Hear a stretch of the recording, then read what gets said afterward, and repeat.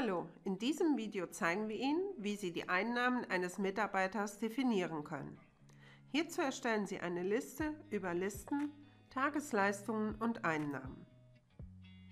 Hier können Sie folgende Auswahlen treffen: das Zielgerät festlegen bzw. den Ausgabeort, den Zeitraum nach Monat oder nach einem speziell eingegrenzten Zeitraum auswählen, nach Mitarbeitern auswählen.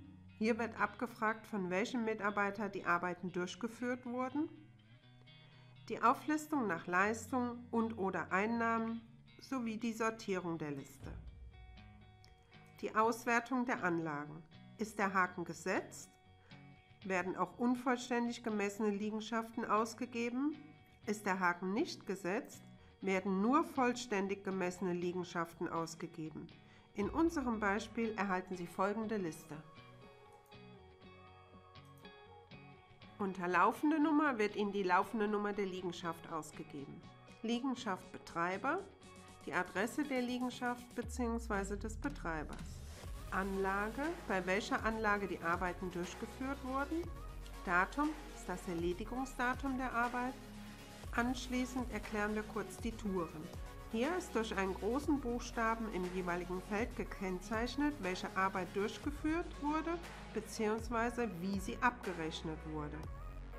1, 2, 3, 4 gibt die jeweilige erste bzw. zweite, dritte, vierte Kehrtour aus.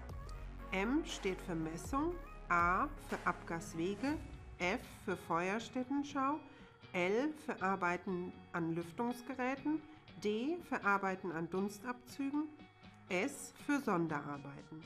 Leistung, hier wird ausgegeben die Leistung nach AW bzw. Eurobetrag, und unter Einnahmen finden Sie die Einnahmen, die der Bank oder der Kasse im Programm zugeordnet wurden. Abonnieren Sie unseren Channel und verpassen Sie keine News mehr.